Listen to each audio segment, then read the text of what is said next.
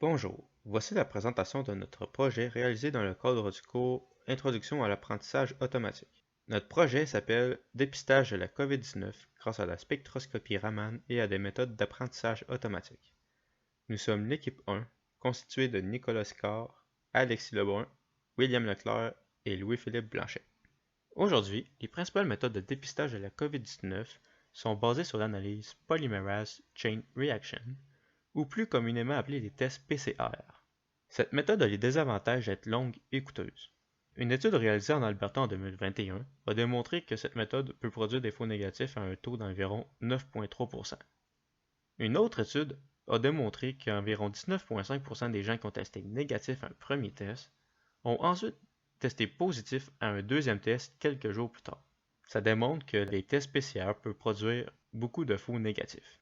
La première étude servira de référence pour comparer les résultats obtenus avec nos différentes méthodes. La méthode utilisée dans ce projet est basée sur celle proposée par Gagnon dans son étude, utilisant la spectroscopie Raman. La spectroscopie Raman consiste à analyser la composition moléculaire des cellules à l'aide des rayons lumineux sous différentes longueurs d'onde. Ces tests ont l'avantage d'être rapides et peu coûteux et pourraient constituer une meilleure approche que les tests PCR conventionnels qu'on utilise aujourd'hui. Le jeu de données que l'on a utilisé provient de l'étude de Gagnon et il contient 309 spectres provenant de 157 individus d'une dimension de 900 longueurs d'onde. Il contient aussi des données de personnes qui ont testé positif et d'autres qui ont testé négatif. Il y a aussi des données de cas suspects qui ont finalement testé négatif. On servira de ces dernières données pour tester la classification de notre meilleure méthode trouvée. La figure qu'on voit ici présente une spectroscopie Raman d'une cellule cancéreuse du poumon. On peut le voir, il est possible d'identifier certaines compositions moléculaires de la cellule, comme l'ADN, ou même les protéines et les lipides. Dans notre cas, les spectres des personnes qui ont testé positives ont des particularités que celles qui ont testé négatives n'ont pas. Ce sont ces particularités qui permettront à notre modèle de discriminer un cas positif d'un cas négatif. Les résultats produits par les tests PCR sont de type binaire, c'est-à-dire que c'est soit un résultat qui est positif ou un résultat qui est négatif. Dans le cas d'un test par spectroscopie Raman, on collecte beaucoup plus d'informations et il est même possible d'identifier quel type de virus est présent dans nos données, comme on peut le voir sur cette figure. Ici, la spectroscopie a permis d'identifier si c'est un rhinovirus, le virus de l'influenza ou un parainfluenza. Le but de notre étude consiste à optimiser le processus de classification. On veut aussi déterminer le modèle qui est le plus efficace en termes de sensibilité et de spécificité parce qu'on veut réduire le nombre de faux négatifs produits et on veut maximiser le nombre de vrais positifs. On veut aussi s'approcher ou voire même dépasser les résultats de l'étude de référence. Pour notre approche, on va commencer par évaluer différentes méthodes et ensuite on va déterminer si les patients suspects sont plus souvent mal classés à l'aide de notre meilleure méthode trouvée précédemment. Les deux principaux défis auxquels on a fait face avec nos données sont la grandeur des dimensionnalités, c'est-à-dire les 900 longueurs d'onde, et le nombre relativement faible de données qu'on a. Pour gérer la complexité qu'apporte un grand nombre de dimensionnalités, on a commencé par explorer l'efficacité des méthodes de réduction de la dimensionnalité. Pour ce qui est du jeu de petite taille, on savait que les modèles plus simples auraient un plus grand potentiel. On avait quand même un intérêt particulier à explorer une multitude de méthodes différentes. C'était entre autres par curiosité, mais aussi pour s'assurer qu'on ratait pas un modèle qui serait performant mais surprenant.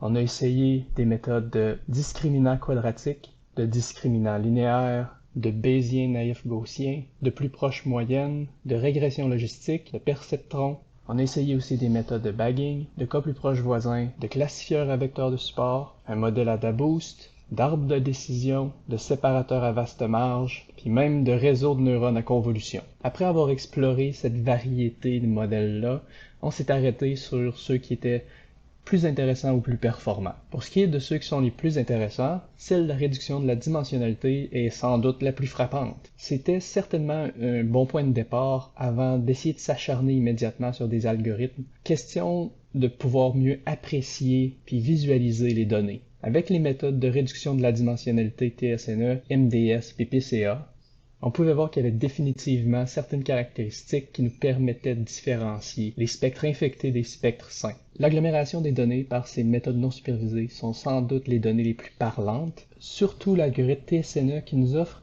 une représentation assez claire que les cas suspects sont des cas négatifs et qui risquent pas trop d'être associés erronément à des cas positifs. Pour continuer sur ce que mon collègue vient de vous mentionner, donc on a testé plusieurs modèles là, pour évaluer comment des modèles d'apprentissage machine pourraient nous aider à décortiquer les spectres Raman liés à la COVID-19.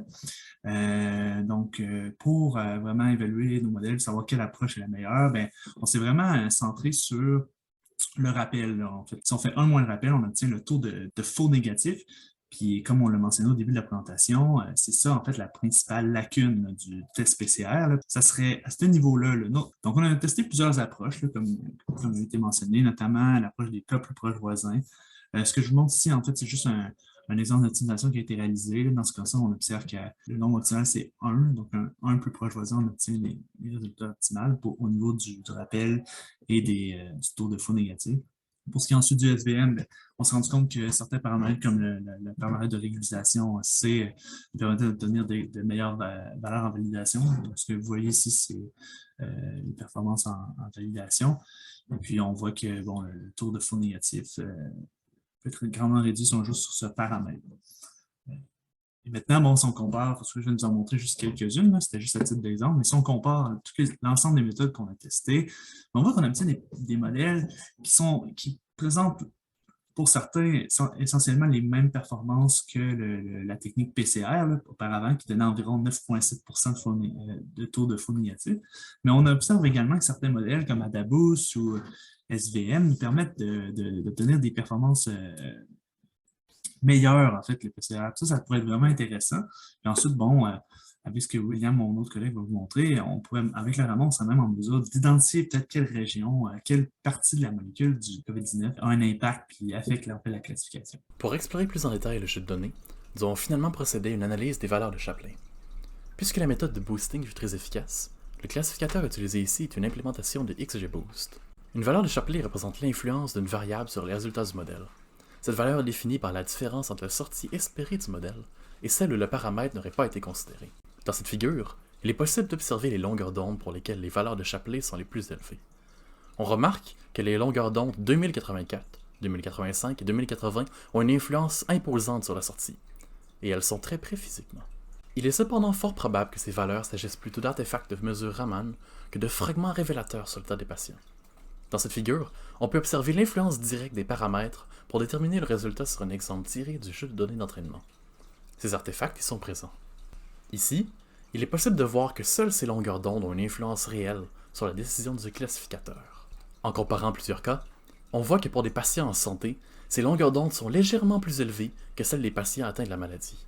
Lorsqu'on enlève la dernière section des bandes Raman du jeu de données, on obtient un ensemble de valeurs de Chaplin beaucoup plus équilibré, comme il est possible d'observer ici.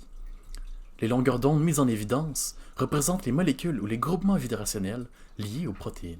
Ce sont d'ailleurs en plus grande partie ces résultats qui dictent maintenant la sortie du modèle. Finalement, il est possible de voir que les valeurs les plus importantes sont plus réparties sur le spectre entier. En conclusion, les spectres Raman sont un moyen efficace et précis de prédire si un patient est affecté par la COVID-19. Les méthodes de boosting sont avérées les plus performantes, avec Adabus capable d'atteindre une précision de 97% pour un taux record de faux positifs de 3%, contre les performances de l'article qui, rappelons-nous, avait atteint 9,3%. L'analyse des valeurs de Chaplin révèle la présence possible d'artefacts dans le jeu de données. Ces méthodes pourront permettre la détection du virus, ses modifications, ainsi que l'arrivée de nouveaux variants, lorsque leur détection sera nécessaire.